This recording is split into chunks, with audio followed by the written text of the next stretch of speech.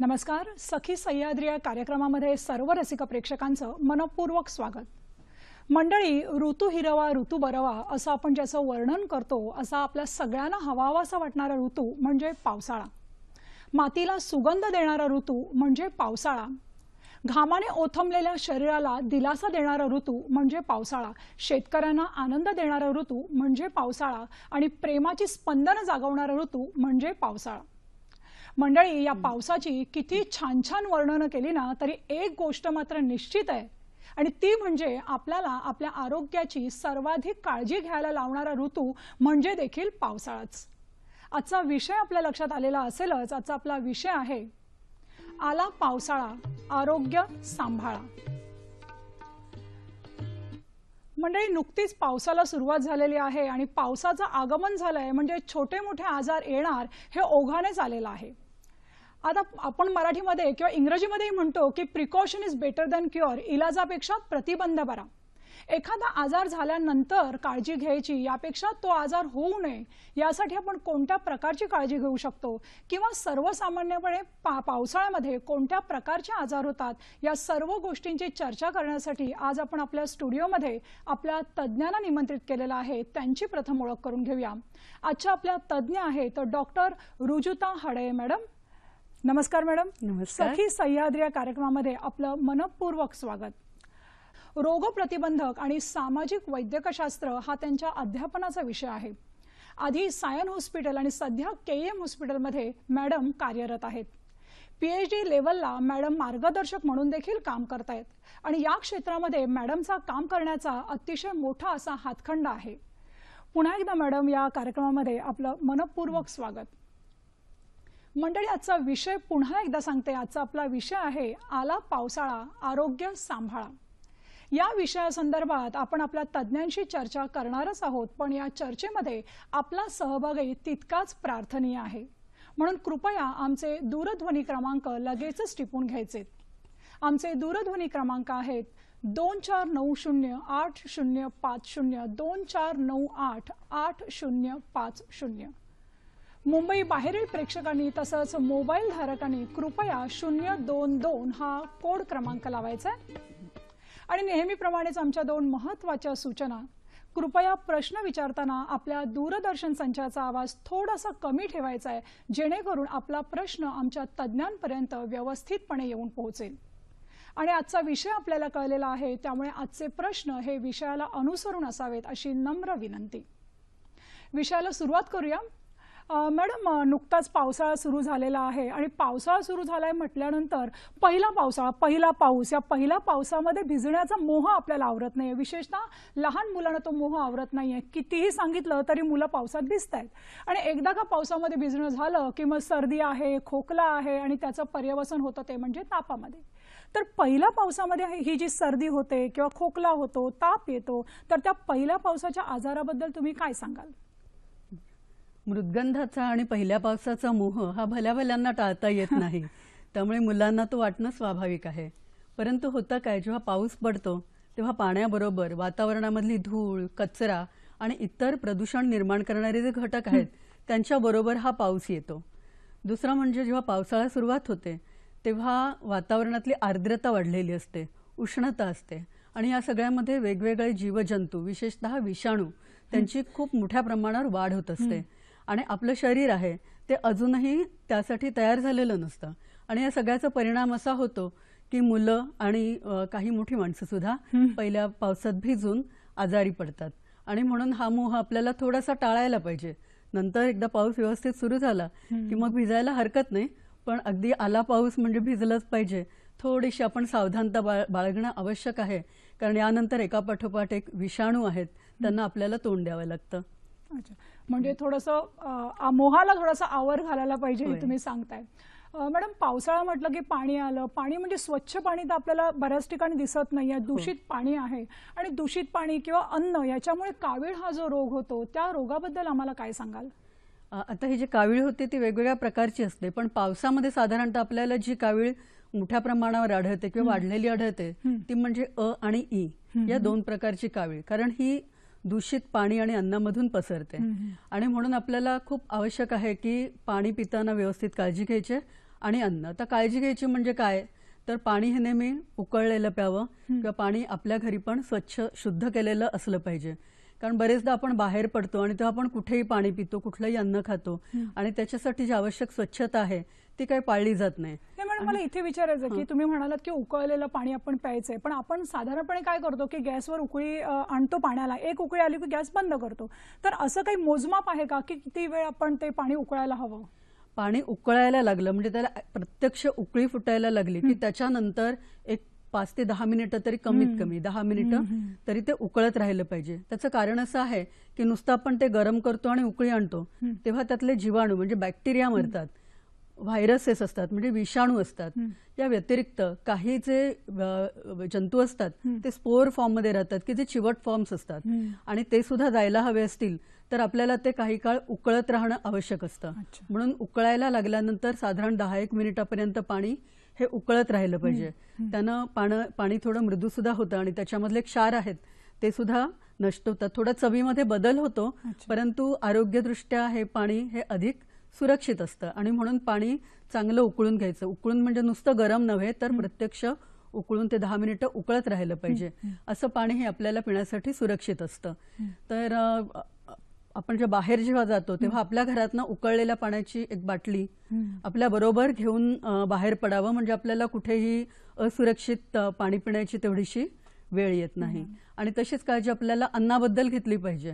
त्यामुळे रस्त्याच्या बाजूला हे जे सगळे ठेले असतात तिथे जे आपण उघड्यावरचं अन्न खाण्याची एक वेळ येते लोकांवर, ती सुद्धा आपल्याला टाळली पाहिजे. म्हणून एकतर घरून आपला डबा घेऊन जावा, बाहेरचं उघड्यावरचं अन्न जे आहे ते टाळावं आणि मुख्य म्हणजे स्वच्छतेची खूप काळजी घेतली पाहिजे, घरात सुद्धा आणि बाहेर सुद्धा. बरेचदा असं आढळतं की लोक घरात काळजी घेतात पण बाहेर घेत नाही. बरेचदा आपल्याला वाटतं की आपण फळं खाणं सुरक्षित आहे, फळ खातो पण ते धुतलेलं पण नसतं. तर अशा ह्या गोष्टी खूप ऐकताना आपल्याला छोट्या छोट्या वाटतात परंतु ह्या आजारांच्या प्रसाराचा विचार केला तर त्या खूप महत्त्वाच्या असतात. आणि म्हणून आपण या सगळ्याची व्यवस्थित काळजी घेतली पाहिजे. उघड्यावरचं अन्न टाळलं पाहिजे. पावसात माशांचाही प्रादुर्भाव झालेला असतो आणि त्यामुळे उघड्यावरचं जिथे माशा बसलेले असतात असं अन्न आपण काही झालं तरी टाळलं पाहिजे. नक्कीच मॅडम, आपली चर्चा अशी आपण कायम ठेवणार आहोत परंतु आपल्याला कार्यक्रमामध्ये पहिला फोन आलेला आहे. बाळू घोलप बोलतायत बीडहून. नमस्कार सर, बोला. हा डॉक्टर ताई, मी तळवट बोरगाव इथून बाळू घोलप बोलतोय. नमस्कार डॉक्टर ताई, आपला आवाज आमच्यापर्यंत व्यवस्थित येतोय, कृपया प्रश्न सलग विचारा. ताई माझा असा प्रश्न आहे की पावसाळ्यामध्ये जास्तीत जास्त कोणते आजार उद्भवतात? बरं, आपण प्रत्येक आजाराची चर्चा करणारच आहोत, तरी पण एक संक्षिप्त काय सांगू शकाल आजार? पावसाळ्यामध्ये जे आजार उद्भवतात किंवा वाढीस लागतात त्याच्यामध्ये आपण त्यांचं वेगवेगळ्या गटात वर्गीकरण करू शकतो. एक म्हणजे जसं आपण हे कावीळीचा तर उल्लेख केला, या व्यतिरिक्त टायफॉइड, अतिसार, टायफॉइडला आपण विषमज्वर म्हणतो मराठीत, अतिसार किंवा जुलाब हे सुरुवातीला पासूनच सुरू होतात. नंतर मच्छरांमार्फत होणारे जे आजार आहेत म्हणजे मलेरिया आहे, डेंग्यू आहे. डेंग्यू हा साधारणपणे पावसाळा सरताना जास्ती वाढीस लागतो. तर मलेरिया आपल्याला जून पासून ते सप्टेंबर पर्यंत बऱ्याच मोठ्या प्रमाणावर आढळतो. अलीकडे त्याचं प्रमाण थोडं कमी झालंय, आपल्या प्रयत्नांना यश येत आहे, परंतु पावसाळ्यामध्ये मलेरिया, डेंग्यू हे आजार असतात. त्या व्यतिरिक्त लेप्टोस्पायरोसिस हा एक आजार आहे जो आपल्याला गेले काही वर्ष चांगला परिचयाचा झालेला आहे. आणि कसं होतं की बरेचदा मुलं पिकनिकला वगैरे पावसाळ्यात जातात आणि काही भान राहत नाही, अपघात होतात, मुलं बुडू शकतात, इलेक्ट्रिक तारा ज्या असतात तिथे काही अपघात होऊ शकतात. तर अशा प्रकारच्या अपघातांकडेही आपण थोडंसं लक्ष दिलं पाहिजे. आणि ग्रामीण भागात कदाचित सर्पदंश वगैरे हे प्रकार होऊ शकतात. पण प्रामुख्याने आम्ही पाहतो ना ते ताप पाहतो. ताप आणि सर्दी खोकल्याशी संबंधित म्हणजे श्वसन संस्थेशी संबंधित आजार, तापांचं प्रमाण तर खूप मोठ्या प्रमाणावर वाढलेलं असतं.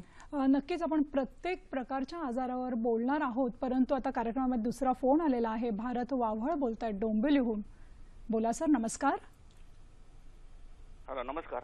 नमस्कार. माझा प्रश्न असा आहे की साधारणतः पावसाळ्यामध्ये आपण मुंबईसारख्या शहरामध्ये बाहेर अनेक खाद्यपदार्थ स्टॉल्स असतात किंवा हे असतात आणि ते उघड्यावर असतात. तर हे बाहेरील पदार्थ खाणे पावसाळ्यामध्ये कितपत योग्य आहे आणि त्यामुळे आजार येऊ शकतं का? आणि त्याचप्रमाणे आपण पाहतो की आपण पावसाळ्यामध्ये मांसाहार करणं कितपत योग्य आहे? आणि तिसरा प्रश्न असा आहे की आपल्या घरी फ्रीज असतो आणि फ्रीजमध्ये अनेक भाज्या, फळे किंवा थंड पाणी असतं, तर हे पावसाळ्यामध्ये याचं सेवन करणं कितपत योग्य आहे यावर प्रकाश टाकावा. धन्यवाद. धन्यवाद सर. खूप छान प्रश्न विचारलेला आहे. काय सांगाल मॅडम तुम्ही? बरं, पावसाळ्यात पहिली गोष्ट बाहेर खाण्याबद्दलचा, तर कुठलाही आरोग्य तज्ञ तुम्हाला बाहेर खाण्याचा सल्ला देणारच नाही. बाहेरचं खाणं हे आपल्याला असुरक्षितच असतं आणि केवळ एक परिस्थितीची गरज म्हणून लोक बाहेर खात असतात. आता असं होतं की पावसाळ्यात जसं मी मगाशी म्हटलं, माशांचा खूप प्रादुर्भाव झालेला असतो. दुसरं म्हणजे अस्वच्छता असते, पाणी कुठलंही प्यायलं जातं. तिसरं म्हणजे ह्या सगळ्या पदार्थांबरोबर ज्या चटण्या असतात त्या कधी बनवलेल्या असतात ना, ते कुणालाच सांगता येणं शक्य नसतं आणि त्यामध्ये किती प्रकारचे जीवाणू असतील हा एक संशोधनाचाच विषय आहे. त्यामुळे ह्या ओल्या चटण्या वगैरे ह्या तर अगदी टाळल्या पाहिजेत.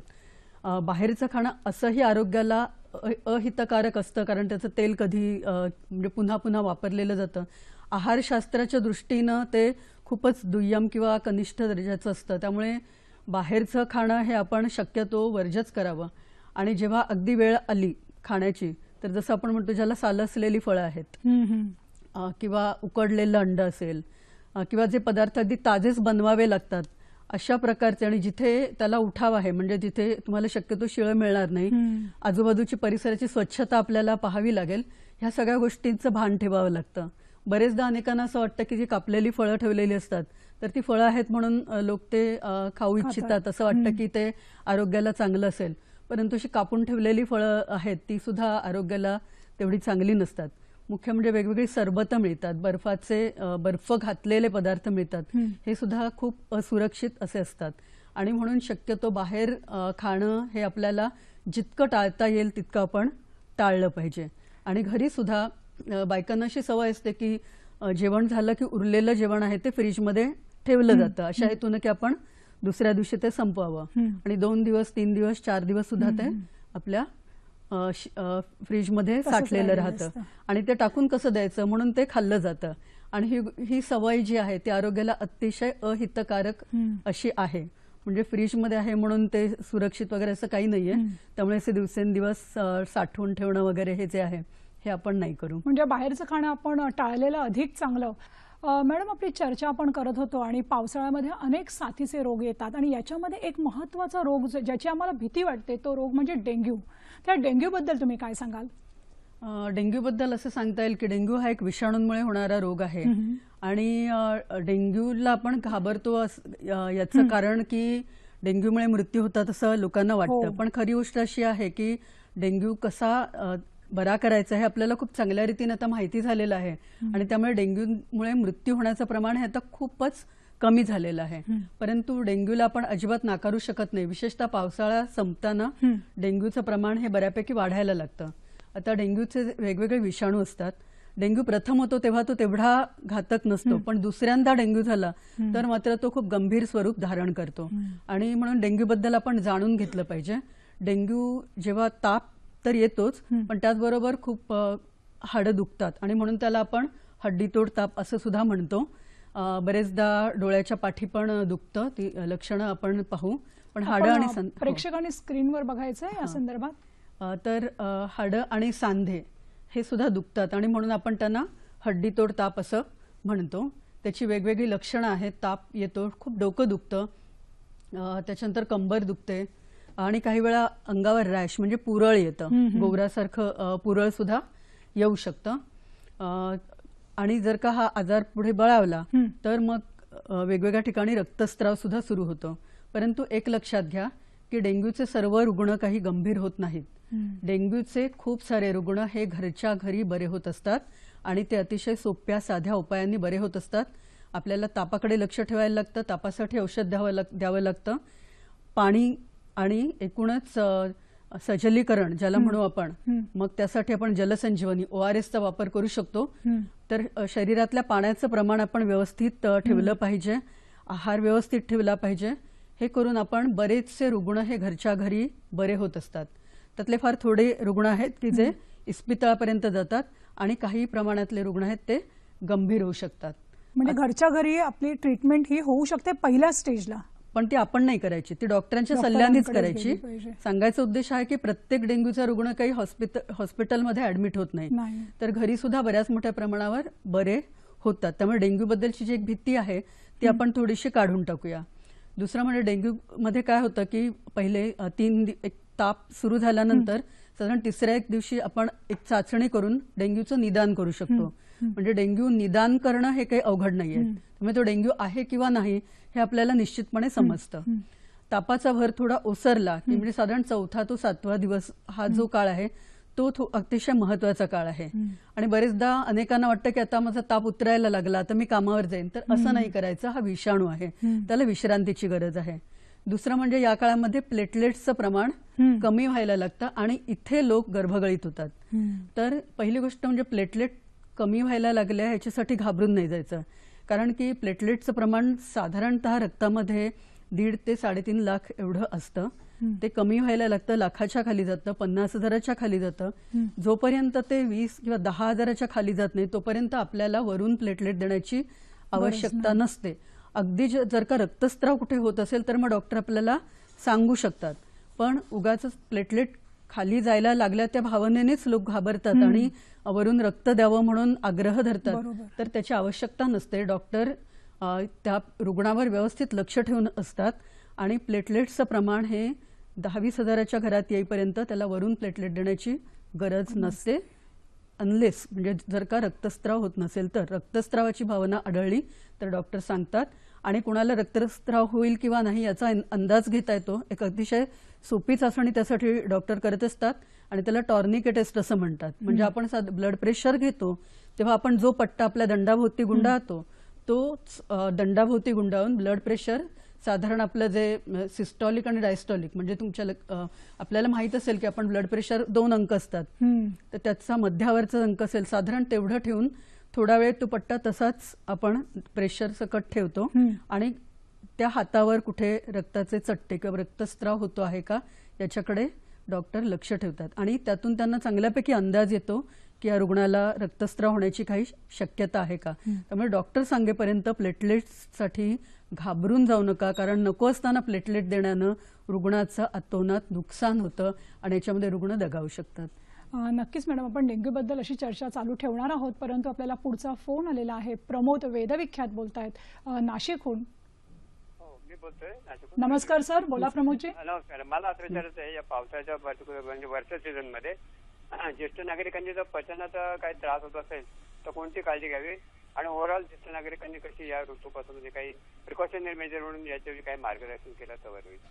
नक्कीच सर, धन्यवाद सर. बोला मॅडम. बरोबर. ज्येष्ठ नागरिकांनी एक म्हणजे आपल्याला काही आजार आहेत किंवा नाही हा एक महत्त्वाचा मुद्दा आहे. समजा आपल्याला मधुमेह असेल तर मधुमेहामध्ये काय होतं की आपली प्रतिकारशक्ती ही कमी आहे, तर त्यामुळे एकतर आपली साखर आहे ती पूर्णपणे नियंत्रणात ठेवायची आहे. दुसरं म्हणजे आपल्या आजूबाजूला जर का H1N1चे रुग्ण आढळत असतील तर लक्षात ठेवायचं की मधुमेही व्यक्तींना H1N1 या आजाराचा थोडा धोका इतरांपेक्षा अधिक आहे, किंवा इतर कुठले जसं की डेंग्यू आहे असे आजार झाले तर ते गंभीर होण्याचं प्रमाण हे अधिक आहे. म्हणजे पहिली गोष्ट आपली साखर नियंत्रणात ठेवायची. दुसरी गोष्ट म्हणजे आपल्याला कुठल्याही आजाराचा त्रास होत असेल तर डॉक्टरांकडे जाण्यासाठी अजिबात हलगर्जी किंवा चालढकल नाही करायची. बरेचदा आपल्याला वाटतं की आपण काही घरगुती उपाय करावेत आणि आपण अंगावर दुखणं काढतो, तसं काही करायचं नाही, तर योग्य तो सल्ला घ्यायचा. तिसरं आपण म्हणालात की आहारासंबंधी की पचनशक्ती हलकी वगैरे. तर कसं असतं की आता ग्रीष्म संपून जेव्हा वर्षा ऋतू सुरू होत असतो तेव्हा म्हणजे ज्याला आपण ऋतूबदल म्हणतो, हा ऋतूबदल होतो तेव्हा आपलं शरीर आहे हे त्याच्याशी मिळतं जुळतं घेण्याचा प्रयत्न करत असतं. आणि तेव्हा होतं काय की आपण पाऊस पडला की सगळ्यांना चमचमीत आणि बटाटे वडे भजी खाण्याची खूप इच्छा होते. तर थोडंसं आपण त्याच्यावर नियंत्रण ठेवलं पाहिजे, कारण की अजून आपली पचनशक्ती इतकी मजबूत झाली नाही की तुम्ही काहीही खाल आणि पचवाल एवढी काही नाही झालेली आहे. आणि म्हणून जे पचायला हलके आहेत पदार्थ जसं की लाह्या आहेत, पिठलं भाकरी चपात्या वगैरे, ह्या गोष्टी पचायला हलक्या आहेत. आता पचायला हलक्या असल्या तरी पण त्याचं प्रमाण आहे ते नियंत्रित केलं पाहिजे. आणि म्हणून एका वेळेस भरपूर न खाता थोड्या थोड्या वेळाने थोडं थोडं आपल्या शरीराला जमेल असं हलका आहार आणि थोड्या थोड्या निघायचं. आपल्या ऋतूप्रमाणे ज्या काही भाज्या येतात त्यांचा आहारामध्ये चांगल्यापैकी वापर करायचा. ज्याच्यामध्ये पडवळ आहे, दुधी आहे, भेंडी आहे, ह्या सगळ्या भाज्या ह्या आरोग्याला चांगल्या असतात. आपण या काळामध्ये फार पक्वान्न जी अतिशय जड असतात तशी नाही खात. ओके. आणि घरामध्ये जर का आपल्याला काही चमचमीत खायची इच्छा झाली तर घरच्या आपण घरी हिंग, करायचं. कोथिंबीर, पुदिना, आलं, लसूण असे हे जे काही पदार्थ घालतो त्याने आपण पचनशक्तीला काही प्रमाणावर मदत करत असतो. तर खूप हेवी, जड आणि अति खाणं हे आपण टाळलं पाहिजे. म्हणजे ज्येष्ठ माणसांनी यावेळेला अतिशय सात्विक आहार करणं गरजेचं आहे. मॅडम, फोन येण्यापूर्वी आपण डेंग्यू या आजाराबद्दल बोलत होतो. तर मला असं विचारायचं की बऱ्याच वेळेला ना डेंग्यू ज्यावेळेला होतो त्यावेळेला असं म्हणतात की किवी हे फळ खावं किंवा पपईची पानं जी आहेत ती चावून खावीत. तर सामान्य माणसांनी हे प्रयोग करावेत का? काय सांगाल? आता बरेचदा काय होतं की अनेक लोक अवतीभोवती आपल्याला सल्ले देत असतात आणि आजकाल तर व्हॉट्सअप गुरूंचा पण खूप सुळसुळाट झालेला आहे. तर खरं तर हे जे सल्ले येतात त्यांचा हेतू सगळ्यांचा चांगला असतो आणि लोक अगदी अनुभवातनं असं म्हणून सांगत असतात. परंतु ह्या सगळ्याला आपल्याकडे अजूनही ज्या आधुनिक आपण शास्त्राच्या कसोट्या लावतो त्याच्या आधारावर आपल्याला असे काही फारसे पुरावे आढळलेले नाही आहेत. एक आहे की जेव्हा प्लेटलेट्स कमी होतात तेव्हा नवीन बनायला पण लागतात आणि म्हणून आपण मोड आलेली कडधान्य, फळं यांचं सेवन करणं हे योग्य आहे. परंतु असं काही आम्ही अमुक फळ खा किंवा तमुक झाडाची पानं खा असा काही आम्ही सल्ला देत नाही. आणि जसं मी म्हटलं की 7 दिवस झाले की प्लेटलेट्स ह्या आपोआप वाढायला सुरुवात होत असते. बरेचदा ते योगायोगाने तेव्हा वाढल्यामुळे असं वाटतं. तर असं काही आपण म्हणजे प्रिस्क्राईब तर नाही करत आणि 7-1 दिवस लुटल्यानंतर प्लेटलेटचं प्रमाण हे वाढायला अशीही सुरुवात होत असते. नक्कीच. मॅडम, आपल्याशी दूरध्वनीद्वारे संपर्कात आलेले आहेत डॉक्टर प्रमोद गुंजाळ, जे शासकीय हॉस्पिटलमध्ये काम करतायत नाशिकला, आणि त्यांच्याशी आपण बोलायचंय. नमस्कार सर. नमस्ते. सखी सह्याद्री या कार्यक्रमामध्ये आपलं मनपूर्वक स्वागत. सर, आजचा आपला विषय आहे आला पावसाळा, आरोग्य सांभाळा. आणि या विषयाअंतर्गत आम्ही वेगवेगळ्या आजारांची चर्चा मॅडमशी करतोच आहोत. परंतु स्वाईन फ्लू या आजाराबद्दल तुम्ही काय सांगू शकाल? म्हणजे आम्ही असं ऐकलंय की पावसात भिजल्यानंतर ज्यावेळेला कपडे ओले राहतात त्यावेळेला हा आजार जास्त प्रमाणात बळावतो. तर काय सांगाल तुम्ही विस्तृतपणे? Right madam. पावसाळ्यात साथीच्या आजारांची संख्या वाढते. त्यात आपल्या मलेरिया, कॉलरा बरोबरच दमट हवामान, पावसात भिजणे, ओले कपडे अंगावर खूप वेळ ठेवल्यामुळे सर्दी, खोकला, ताप म्हणजे स्वाईन फ्लू सदृश्य आजारांची लक्षणांचे प्रमाण सुद्धा वाढतात. त्यात सीझनल फ्लू व स्वाईन फ्लू यामध्ये लक्षणे जवळजवळ सारखे असतात. जसे की ताप येणे, डोकं दुखणे, अंग दुखणे, घसादुखी, खोकला, थकवा. मात्र स्वाईन फ्लू मध्ये युजली तापाचे प्रमाण जास्त असते, हायग्रेड फिवर येतो. व स्वाईन फ्लू मध्ये काही पेशंट मध्ये लोअर रेस्पिरेटरी ट्रॅक्टची इन्व्हॉल्वमेंट ची शक्यता असते. ज्यावेळेस लोअर रेस्पिरेटरी ट्रॅक्ट इन्व्हॉल्वमेंट होते सर्दी, खोकला आणि तापाबरोबर, त्यावेळेस खोकल्यातून रक्त जाणे, छातीत दुखणे, दम लागणे इत्यादी लक्षणे दिसून येतात. स्वाईन फ्लू आजार हा कुठल्याही वयोगटातील स्त्री पुरुषात होऊ शकतो. विशेष करून काही हाय रिस्क फॅक्टर असेल तर त्या लोकांमध्ये स्वाईन फ्लू कॉम्प्लिकेटेड होण्याची शक्यता असते. जसे की 5 वर्षाखालील मुले, 65 वर्षावरील प्रौढ व्यक्ती, पूर्वीचे जुनाट आजार असलेले व्यक्ती जसे की डायबिटीज, हृदयाचे आजार, kidney diseases, liver diseases, blood related disorder किंवा काही रुग्ण स्टेरॉइडची मेडिसिन्स जास्त वेळ घेत असतील तर त्यांची प्रतिकारशक्ती कमी झालेली असते आणि अशा रुग्णांमध्ये स्वाईन फ्लू हा कॉम्प्लिकेटेड होऊ शकतो. त्याच्यामुळे त्याची लक्षणे आपल्याला माहिती असणे गरजेचे असतात आणि वेळेवर ट्रीटमेंट घेतल्याने बरेचसे कॉम्प्लिकेशन त्याच्यात आपण अवॉइड करू शकतो. ओके. म्हणजे स्वाईन फ्लूच्या दृष्टीने आपल्याला थोडंसं सजग राहणं गरजेचं आहे. सर, आपण या कार्यक्रमामध्ये आलात आणि दूरध्वनीद्वारे आमच्या संपर्कात आलात त्याबद्दल आपले मनपूर्वक आभार. मॅडम, आपली चर्चा चालू होती, डेंग्यू बद्दल आपण बोलत होतो. मला असं विचारायचं की आपले जे सामान्य डास असतात आणि डेंग्यूचे डास याच्यामध्ये काही फरक असतो का किंवा आपण ते ओळखू शकतो का? होय, आपण ओळखू शकतो. आता आपण सामान्य डास वगैरे म्हणालात, डास आहेत त्यांना दूरच ठेवायचं आहे. ते कुठलेही डास असू देत, कारण ते कुठला ना कुठला आजार घेऊन येत आहेत सध्या. तर डेंग्यूचा डास जो आहे त्याचं वैशिष्ट्य असं की तो दिवसा चावतो. म्हणजे मलेरियाचे जे डास आहेत ते जास्त करून संध्याकाळनंतर रात्री हा. चावतात, परंतु डेंग्यूचा जो डास आहे, एडिस ज्याला आपण म्हणतो, अच्छा. त्याला आपण अग्रेसिव्ह डे बायटर, म्हणजे तो अतिशय आक्रमक असतो, दिवसा चावतो, एकदाच चावून स्वस्थ बसत नाही, पुन्हा पुन्हा चावतो. अच्छा. आणि म्हणून आपल्या नुसतं घरीच नाही तर कामाच्या ठिकाणी, कारण दिवसा आपण कामाच्या ठिकाणी आहोत किंवा मुलं शाळांमध्ये आहेत, ऑफिसेसमध्ये माणसं आहेत, तर त्यामुळे या ठिकाणी सुद्धा डासांकडे लक्ष ठेवणं आवश्यक असतं. आता ह्याला टायगर मस्किटो असंही म्हणतात, कारण तो अल्बोपिक्टस वगैरे म्हणजे त्याच्यावरचे ठिपके, त्याचं जे रूप आहे त्याच्यामुळे त्याला टायगर मस्किटो असंही म्हणतात. पण मुख्य म्हणजे तो दिवसा चावतो, घरात असतो, आपल्या घरात आणि घराच्या अगदी अवतीभोवती तो वावरत असतो, आणि अगदी आपण वाळत घातलेले कपडे आहेत त्याच्यावरही तो कोपऱ्यात वगैरे बसलेला असतो. त्यामुळे हा आपल्या घरातला शत्रू आहे आणि त्यामुळे त्याला ओळखून त्याच्यापासून आपण वाचणं फार आवश्यक. म्हणजे घरातल्या शत्रूला आपल्या घरामध्ये प्रवेश न देण्याची काळजी आपण घ्यायला हवी. मॅडम, पावसाळा सुरू झाला की आपण बघतो की जिकडे तिकडे पाणी साचलेलं असतं, पाण्याची डबकी तयार झालेली असतात आणि पाण्याचा निचरा होत नाही. आपलं शासन ॲड्स करते टीव्हीवर की पाणी साठवू देऊ नका, आणि या पाण्यात ना लेप्टोस्पायरोसिस हा जो रोग आहे तो त्या रोगाची लागण होते. तर या आजाराबद्दल तुम्ही काय सांगाल? आपलं म्हणणं अगदी खरं आहे. आणि हा लेप्टो हा आजार जो आहे, लेप्टोस्पायरोसिस, 26 जुलै आपल्याला आठवत असेल 2006, त्यानंतर हा आजार आहे तो आपल्या ओपीडी पर्यंत येऊन पोहोचला आणि आपल्या रुग्णांना त्रास देऊ लागला. ऍक्च्युली जिथे पाणी साठलेलं असतं आणि अशा साचलेल्या पाण्यातनं लोकांना चालत जावं लागतं, तर अशा वेळेस जेव्हा ज्यांच्या पायावर जर का जखम वगैरे असेल तर अशा लोकांना त्याचा आजार होण्याची शक्यताही खूप असते. लेप्टोस्पायरोसिस हा आजार हा प्रामुख्याने उंदीर आणि घुशी यांचं मलमूत्र जे आहे त्याच्यामधून पसरतो. आणि होतं काय की या पाण्यामध्ये ते मिसळलेलं असतं आणि ते जेव्हा आपल्या त्वचेला जेव्हा काही छेद असेल एखाद्या जखमेमुळे किंवा काय, आपल्या रक्ताच्या संपर्कात येतं आणि त्यानंतर हा आजार मनुष्याला किंवा व्यक्तींना होतो. आता होतं असं की काही विशिष्ट व्यवसाय जे आहेत त्यात हा जास्त आढळतो, कारण जसं उंदीर घुशी मी म्हटलं त्याचप्रमाणे कुत्रे, गाई म्हशी, शेळ्या मेंढ्या, डुक्कर आणि घोडे यांच्याही मलमूत्रातून हा पसरू शकतो. आणि म्हणूनच या प्राण्यांना हाताळणारे जे व्यक्ती आहेत किंवा जे शेतात काम करणारे शेतकरी आहेत, जे भात शेतीमध्ये किंवा ऊसाच्या शेतीत काम करणारे शेतकरी आहेत, किंवा जे पाण्याच्या खाली ज्या मलमूत्र वाहिन्या ज्या असतात त्याच्यामध्ये साफ करणारे कर्मचारी आहेत, त्यांनाही या आजाराचा खूप त्रास होऊ शकतो.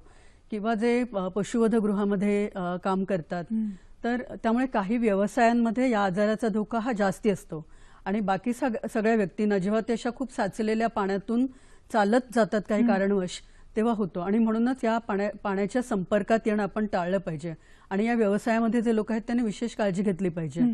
आणि त्याच्यासाठी औषधं आहेत, परंतु मग आपल्याला त्याचा संशय येणं किंवा त्याला मुख्यतः टाळणं, हा आजार टाळायचा झाला तर त्याचं लवकर निदान होईल हे पाहायचं आणि त्याच्यावर योग्य उपाययोजना करायची. ह्या गोष्टी आपल्या हातातल्या आहेत. म्हणून प्रिव्हेन्शन हे सगळ्यात चांगलं. आपण काही पोस्टर सुद्धा बघू शकतो की लेप्टोस्पायरा हा कसा पसरतो.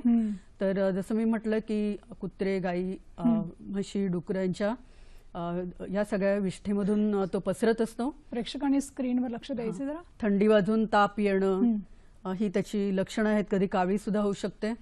पावसाच्या पाण्यात, साचलेल्या पाण्यात चालण्यानं, डबक्यात मुलं खेळतात बरेचदा असं, आणि खूप जणांना खूप गंमतच वाटतं असं पाणी साठलं तर त्यात बोटी सोडायला वगैरे पण जात असतात.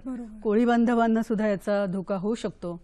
तर हा आजार आपण टाळला पाहिजे. जेव्हा असं पाण्यातून जायची वेळ येईल तेव्हा गमबुटांचा वापर करू शकतो. रबरी हातमोजे वापरू शकतात ज्यांना त्यात हात घालावा लागतो. तर अशा पाण्याशी, दूषित पाणी जे आहे त्याच्याशी संपर्क येऊ न देणं हा त्याचा एक चांगला मार्ग आहे. आणि त्याच्यावर जसं मी म्हटलं की उपाय आहेत. पण मॅडम, असं आम्ही ऐकलंय की हा जो आजार आहे तो पावसा व्यतिरिक्त दिवसांमध्ये पण होतो. पावसा व्यतिरिक्त जसं मी म्हटलं की हे जे विशिष्ट व्यवसाय आहेत या व्यावसायिकांना होण्याची शक्यता जास्त असते, कारण पावसा व्यतिरिक्त पण त्यांचा संपर्क येतो. पण आपण प्रामुख्याने म्हणजे आपल्याला मिळतात ते ओपीडीत पेशंट, पण साधारणपणे या गोष्टींशी संपर्क आल्यामुळेच तो आजार होतो. ओके. मॅडम, बऱ्याचदा असं होतं ना की आपल्याला ताप येत असतो, ताप येतोय जातोय आणि मग आपण डॉक्टर्सकडे जातो आणि मलेरियाची टेस्ट केली जाते किंवा डेंग्यूची टेस्ट केली जाते, तर पण हा डिटेक्ट होत नाही पटकन. तर साधारणपणे किती काळ जावा लागतो हे आजार डिटेक्ट होण्यासाठी? हे आजार डिटेक्ट करणं आता काही तेवढंसं कठीण राहिलेलं नाही आहे. फक्त जसं मी म्हटलं की अंगावर काढायचे नाहीत, आपल्या डॉक्टरांकडे जायचं. आता ताप आल्यानंतर आपण कुठल्या विभागात राहतो, तिथे आजारांचं काय प्रमाण आहे हे आपल्या डॉक्टरांना चांगलं माहीत असतं आणि ते आपली लक्षणं पाहतात. म्हणजे पहिल्यांदा काय की आपण आपली जी हिस्ट्री आहे, म्हणजे आपल्याला काय होत गेलं, कधी ताप आला, किती ताप आला, याची एक नोंदणी म्हणजे एक नोंद ठेवायला पाहिजे. कारण नुसताच ताप आला म्हणजे तो तापाचा कसा पॅटर्न आहे, कधी जास्ती येतोय, कमी येतोय, कशाने, हे सुद्धा आपण थोडं लक्ष ठेवायचं. आणि जेव्हा आपण दवाखान्यात जातो तेव्हा आपल्या लक्षणांबद्दल योग्य ती माहिती द्यायची. तापा व्यतिरिक्त इतर कुठली लक्षणं आहेत, म्हणजे डोकेदुखी आहे का, जुलाब आहेत का, अंग दुखतंय का, गळून गेल्यासारखं वाटतंय का, थकवा येतोय का, ही सगळी लक्षणं ही महत्वाची असतात. त्यामुळे आपल्या कुठल्याही लक्षणांना आपण कमी लेखून नाही चालत. तर आपण डॉक्टरांकडे जायचं, आपली लक्षणं सांगायची. तर आपली लक्षणं ऐकून आणि आपली तपासणी करून साधारणपणे डॉक्टर्सना अंदाज येतो. दुसरं म्हणजे रुग्ण आल्यावर पहिल्यांदा मलेरियाची चाचणी तर आपण नक्कीच करतो. तर मलेरियाची चाचणी करण्याकरता बोटातून थोडंसं रक्त घेऊन आपण स्लाइड करतो किंवा इतरही ज्या अगदी ताबडतोब म्हणजे अगदी खूप कमी वेळामध्ये आपल्याला रिझल्ट देतील अशा चाचण्या आता उपलब्ध आहेत. त्यामुळे मलेरियाचं निदान होण्यासाठी आपल्याला बिलकुल वेळ नाही लागत. दुसरी गोष्ट म्हणजे आपण स्मिअरच्या रिझल्टची पण वाट पाहत नाही आणि तो निगेटिव्ह आला म्हणजे मलेरिया नाही असंही आपण ठामपणे सांगू शकत नाही. त्यामुळे जर का मलेरियाचा संशय असेल तर डॉक्टर मलेरियाची उपाययोजना सुरूच करतील. दुसरं म्हणजे काय असतं की डेंग्यू आणि लेप्टो याच्या चाचण्या, जसं मी म्हटलं की तिसऱ्या दिवशी आपल्याला चाचणी करून आपल्याला त्याचं निदान होतं. त्यामुळे जर का डेंग्यू असेल किंवा लेप्टोस्पायरोसिस असेल तरी आपल्याला त्याचं निदान मिळतं. टायफॉइड किंवा विषमज्वर आहे त्यात एका विशिष्ट पद्धतीने ताप येतो, ज्याला मी स्टेपलॅडर पॅटर्न असं म्हणतो. म्हणजे तो येतो, कमी तो परत चढतो, एक विशिष्ट पद्धतीने तो ताप येतो. त्यामुळे आपल्याला लक्षात येतं. त्याच्यासाठी रक्ताच्या चाचण्या उपलब्ध आहेत. त्यामुळे तापाचं निदान करणं हे तेवढंसं कठीण किंवा अशक्य नाहीये. आता काही आजार असे आहेत की ज्याच्या चाचण्या आपण उठसूट करत नाही. उदाहरणार्थ ज्याला तुम्ही स्वाईन फ्लू म्हणाले, ज्याला आपण H1N1 म्हणतो, आपण आता त्याला स्वाईन फ्लू न म्हणता H1N1 2009 म्हणतो. तर त्याच्यासाठी जी चाचणी आहे ती आपण उठसूट नाही करत. तर गर्भवती स्त्रिया आहेत किंवा ज्यांना जुना दमा आहे किंवा काही असे आजार आहेत, जुनाट आजार आहेत, किंवा ज्यांना हिमोग्लोबिनोपॅथी ज्याला आपण म्हणतो की हिमोफिलिया किंवा सिक्कल अशा प्रकारचे आजार, तर असं जेव्हा डॉक्टरांना जे जोखीम गटातले आहेत असं वाटतं, डायबेटीस आहे, तर आपण त्याच्या चाचण्या करतो. अदरवाईज आपल्याला लक्षणांवरून डॉक्टर्सना वाटलं की हा H1N1चा रुग्ण असू शकतो तर ते त्याचे उपचार सुरू करतात. त्यामुळे निदाना वाचून काही नुकसान झालं असं होत नाही. निदान चांगल्यापैकी आपल्याला करता येतं. त्यासाठी उपयुक्त अशा चाचण्या उपलब्ध आहेत आणि सरकारी केंद्रांमध्ये सुद्धा त्या उपलब्ध आहेत. त्यामुळे असंही नाही की त्यासाठी आपल्याला खूप खर्च करावा लागतो. म्हणजे मॉडर्न टेक्नॉलॉजीच्या सहाय्याने आज या सगळ्या टेस्ट करणं सहज शक्य झालेलं आहे.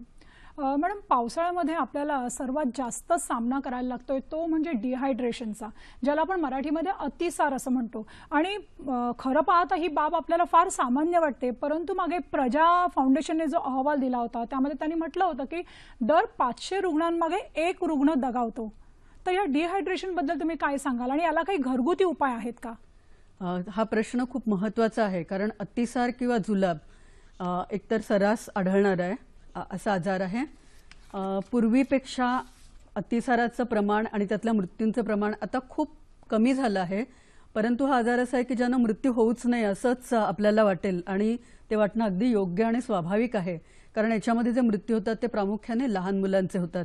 आणि आज वस्तुस्थिती अशी आहे की 5 वर्षाखालील बालकांमध्ये जे मृत्यू आढळतात त्यात 8 ते 9% मृत्यू हे अतिसारामुळे जे काही निर्जलीकरण होतं त्यामुळे होत असतात. आणि म्हणून आपण खूप प्रयत्न असे केले पाहिजेत की जुलाब, अतिसार आणि त्यामुळे होणारे निर्जलीकरण यांना मृत्यू होऊच नाहीत. आणि ते आपल्याला शक्य आहे. आणि त्यासाठी एक अतिशय उत्तम उपाय म्हणजे ORS किंवा जलसंजीवनी. ही ORSची पाकिटं सर्व आरोग्य केंद्रांवर अगदी व्यवस्थित उपलब्ध असतात. आपल्याला करायचं काय आहे की जुलाब कुठल्याही कारणानं सुरू होऊ देत. जुलाबाला कारणीभूत असणारी जंतूंची संख्याही भरपूर आहे. तर जुलाब कुठल्याही कारणानं होऊ देत. पहिली गोष्ट काय करायची तर आपण रिहायड्रेशन म्हणजे पुनर्जलीकरण सुरू करायचं. त्यामुळे काय होतं की एक म्हणजे डिहायड्रेशन किंवा निर्जलीकरण होणारच नाही. आणि जर का ते झालं असेल किंवा सुरू झालं असेल तर त्याला तिथेच आळा बसेल आणि निर्जलीकरणानं जे मृत्यू होतात ते आपल्याला टाळता येतील. हे ORSचं जे पाकिट आपल्याला मिळतं ते 1 लिटर पाण्यामध्ये पाणी आपण उकळून थंड करून म्हणजे साधं करून घ्यायचं आहे. त्याच्यात ते विरघळून मग ते पाणी आपण हळूहळू द्यायला सुरुवात करायची. मोठ्यांना ते जसं पितील तसं, म्हणजे जसं जाईल, जबरदस्ती करून नाही, पण ते हळूहळू हळूहळू पितात. म्हणजे ते ग्लासनं किंवा वाटीने पिऊ शकतात. पण जी लहान मुलं आहेत ती चमच्याने एक एक चमचा जरी पित असतील तरी सुद्धा काही हरकत नाही. त्या व्यतिरिक्त भाताची पेज, त्यात थोडंसं मीठ घालून भाताची पेज देऊ शकता. ताक देऊ शकतो आपण, नारळ पाणी किंवा ही जी घरगुती पेय आहेत ती देऊ शकतो. तर हे आपण देत राहिलं पाहिजेत. आता जेव्हा जुलाब होतात तेव्हा जुलाबाबरोबरच रक्त जातं का ते पाहिलं पाहिजे.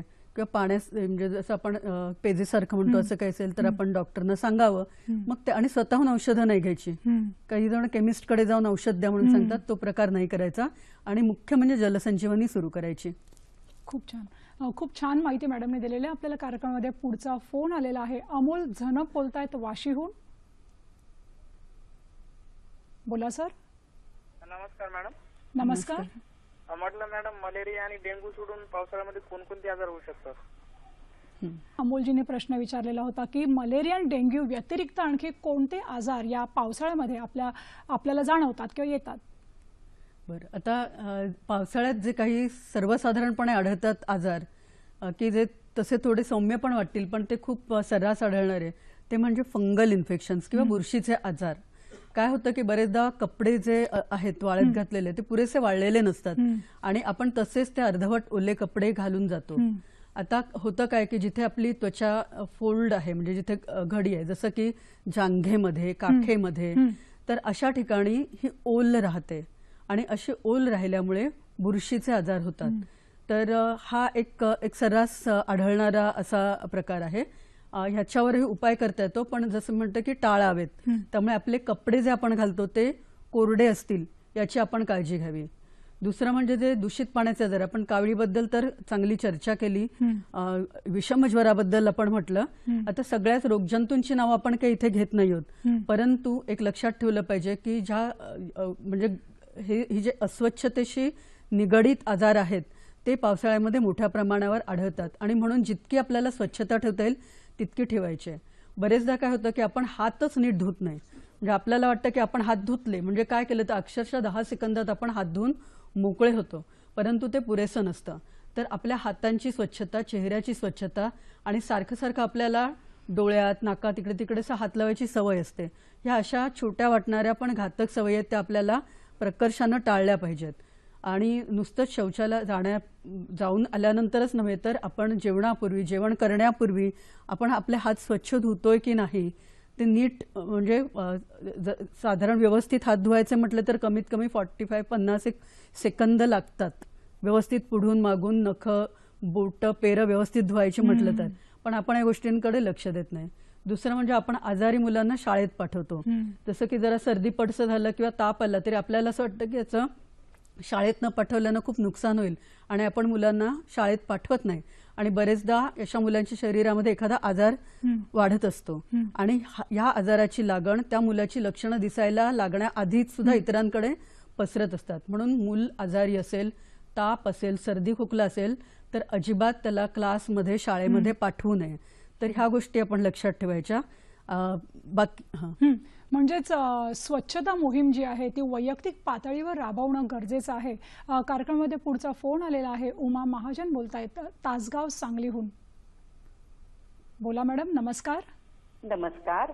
जसे मलेरियाला प्रतिबंधक म्हणून आठवड्यातून 1 क्लोरोक्विन गोळ्या खायला सांगतात, तसे डेंग्यू, स्वाईन फ्लू, लॅप्टोला काय प्रतिबंधक आहे का? थँक्यू. धन्यवाद मॅडम. मॅडम सांगा. तर लेप्टोसाठी डॉक्झीसायक्लिन प्रोफायलॅक्सिस घेता येतं, परंतु ते सर्वांनी कायम असं नाही घ्यायचं. जसं म्हटलं की या व्यवसायामधले जे व्यक्ती आहेत त्यांनी डॉक्टरी सल्ल्यानं या गोष्टी घ्यायला पाहिजेत. स्वाईन फ्लूला प्रतिबंधात्मक आहे ते आपण जनसामान्यांसाठी नाही सांगत आहोत, पण जे आरोग्य कर्मचारी आहेत ज्यांचा रुग्णांशी सतत संपर्क येतो त्यांना यासाठी काळजी घ्यावी लागते आणि त्यांनी औषध घेण्यापेक्षा स्वाईन फ्लूसाठी आपल्याकडे लस उपलब्ध आहे. ही लस आपण आरोग्य कर्मचाऱ्यांना देऊ शकतो, गर्भवती स्त्रियांना देतोय. मुंबईतल्या सगळ्या मॅटर्निटी होममध्ये ही लस उपलब्ध आहे, तर त्यांनी ती घ्यायला हवी. आणि ज्यांना डायबेटीस आहे, म्हणजे मधुमेह आहे किंवा जे आपण जोखीम गट म्हटले त्यांच्यासाठी ही लस दिली जाऊ शकते. औषधं सुद्धा घेता येतात, पण ती आपण सर्वांनी घ्यावी असं नाही म्हणत आहोत. जे आरोग्य कर्मचारी आणि जे रुग्णांच्या संपर्कात येतात तर तो एक पर्याय उपलब्ध आहे. पण जसं मी म्हटलं, आपल्या मनाने आपण केमिस्टकडे जाऊन कृपा करून कुठलीही औषधं अशीच खायला सुरुवात करू नका. मलेरियाचं सुद्धा ते कधी घ्यायची त्याच्या इंडिकेशन असतात. म्हणजे जिथे मलेरिया ज्या देशात आढळतच नाही अशी व्यक्ती मलेरिया असलेल्या ठिकाणी आली तर आपण सांगतो की त्यांनी आधी औषधं घेतली पाहिजेत. तर ह्या विशिष्ट अशा परिस्थिती असतात जेव्हा आपण ह्या औषधांचा सल्ला देतो. म्हणून योग्य ते सल्ले घेऊनच आपण ही प्रोफायलॅक्सिस ज्याला म्हणतो, म्हणजे आजार होण्यापूर्वीची जी औषध योजना आहे ती घेतली पाहिजे. नक्कीच मॅडमने खूप छान सांगितलं की कोणत्याही आजाराची सुरुवात होते असं वाटलं तर स्वतः उपाय करत बसायचं नाहीये. पहिल्यांदा आपण डॉक्टरांना जाऊन भेटायचंय आणि त्यानुसार आपण कारवाई करायची. मॅडम, आपण नेहमी असं म्हणतो की ताजं अन्न खावं, शुद्ध अन्न खावं, त्याचप्रमाणे शुद्ध पाणी पिणं देखील तितकंच गरजेचं आहे. परंतु होतं कसं ना की आपण जे पिण्यासाठी पाणी वापरतो किंवा स्वयंपाकघरामध्ये जे पाणी वापरतो ते बऱ्याच वेळेला अशुद्ध असतं आणि मग पाणी शुद्ध करावं असं सगळेजण म्हणतात, पण पाणी शुद्ध करण्याची नेमकी माध्यमं कोणती आहेत? आता आपण जर शहरी भागापुरतं बोलतोय तर आपल्याला जे पाणी मिळतं ते क्लोरिनेटेड पाणी असतं. पण बरेचदा ते आपल्यापर्यंत पोहोचेपर्यंत काही कारणांनी दूषित होऊ शकतं. म्हणून आपल्याला घरगुती पातळीवर म्हणजे घरात सुद्धा ते पाणी शुद्ध करून किंवा निर्जंतुक करून पिणं आवश्यक आहे. उकळण्या व्यतिरिक्त आपल्याकडे पर्याय असतात. ते म्हणजे बाजारात हल्ली अल्ट्राव्हायलेट रेडिएशन किंवा रिव्हर्स ऑस्मोसिस अशी तंत्रज्ञान वापरणारे मशीन मिळतात. ती महाग असतात. तर हा एक पर्याय झाला. दुसरा म्हणजे क्लोरीन गोळ्या. जेव्हा आपण बाहेर पिकनिकला जातो, फिरायला जातो, तेव्हा क्लोरीन सोल्युशन किंवा क्लोरीन म्हणजे द्रावण येतं किंवा गोळ्या त्या आपण वापरू शकतो. तर साधारणपणे 20 लिटरमध्ये 1 गोळी अशा प्रमाणामध्ये ते घातलं जातं. द्रावण सुद्धा वेगवेगळ्या प्रमाणात मिळतं आणि त्याच्यावर ज्या सूचना लिहिलेल्या असतात की किती थेंब टाकायचे त्याचे व्यवस्थित पालन करून आपण क्लोरीनचा वापर करू शकतो. ते थोडं जास्त झालं प्रमाण तर काही अपाय असतो का शरीराला? कसं असतं, जेव्हा आपण क्लोरीनचा वापर करतो तेव्हा थोडंसं रेसिड्युअल क्लोरीन त्यात राहणं आवश्यक असतं. तर म्हणून हे प्रमाणाचं पालन यासाठी करायचं की ते अशाच रीतीनं आपण डोस सांगितलेला असतो की जेणेकरून त्यात थोडं क्लोरीन शिल्लक राहील. कारण ज्याला रेसिड्युअल म्हणजे काय की त्यानंतर ऍक्शन, जसं उकळलेलं पाणी आहे ते उकळताना आपण निर्जंतुक करतो, पण ते आपण जर का खराब भांड्यात ठेवलं तर नंतर त्यात इन्फेक्शन होतं. म्हणून आपण म्हणतो की तुम्ही ज्या भांड्यात उकळता त्याच भांड्यात ते ठेवून द्या, म्हणजे त्यात नव्यानं काही इन्फेक्शन होत नाही. ते झाकून ठेवा. या छोट्या छोट्या गोष्टी आहेत ते आपण पाहतो. गावाच्या ठिकाणी जिथे विहिरी आहेत तर एकतर आपण सांगतो की उघड्या किंवा पायऱ्या असलेल्या विहिरी आपण काही तेवढ्याशा श्रेयस्कर नाही मानत. विहिरी या झाकलेल्या पाहिजेत. आणि गावामध्ये जे आरोग्य कर्मचारी आहेत ते जाऊन त्यात ब्लिचिंग पावडर घालून त्याचं क्लोरिनेशन हे करत असतात आणि त्यांच्याकडे विशिष्ट अशी उपकरण दिलेले असतात आणि त्यातून त्यांना माहिती असतं की त्याचं प्रमाण कसं मोजायचं, त्याप्रमाणे ते करत असतात. तर जागरूक म्हणजे गावकऱ्यांनी लक्ष ठेवायचं की हे आपल्याकडे केलं जात आहे.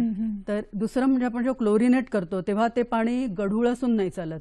जे पाणी मुळातच गढूळ आहे त्याला आपण क्लोरीन घालून त्याचा फायदा नाही होत. त्यामुळे क्लोरीनचा वापर करण्याच्या आधी ते पाणी गढूळ नाहीये ना हे आपण पाहिलं पाहिजे. म्हणजे ते काही वेळ ठेवलं पाहिजे किंवा गाळलं पाहिजे. हे करून त्यानंतरच आपल्याला त्या क्लोरीनच्या गोळ्या टाकण्याचा प्रत्यक्षात उपयोग होतो. पण माझ्या मते उकळणं ही एक चांगली पद्धत आहे. मॅडम, पण मुंबईमध्ये असं होतं ना की पाणी येण्याच्या वेळा या ठराविक आहेत आणि आपल्याला पाणी साठवून ठेवायला लागतंय. तर तांबा, पितळ किंवा स्टील कोणत्या मेटलमध्ये हे पाणी साठवून ठेवणं योग्य आहे सायंटिफिक दृष्टीने? मेटल कुठलंही असलं तरी स्वच्छता महत्वाची आहे. कारण तुम्ही अगदी सोन्याचा जरी हंडा घेतला आणि तो स्वच्छ नाही ठेवला तर काही उपयोग नाही. आणि म्हणून ती भांडी स्वच्छ असणं आणि ती झाकून ठेवणं हे महत्वाचं. दुसरा, तुम्ही एक खूप चांगला मुद्दा सांगितलात की आपल्याकडे पाणी ठराविक वेळेला येतं म्हणून लोक पाणी साठवून ठेवतात. ते नुसते हंड्यांमध्ये आणि कळशांमध्येच नाही तर पिंपांमध्ये पण साठवतात. आणि जेव्हा नव्यानं पाणी येतं तेव्हा त्यालाच ते भर लावतात. आता याच्यात होतं काय, बरेच जण आपल्या घराच्या बाहेर पण अशी पिंप ठेवत असतात.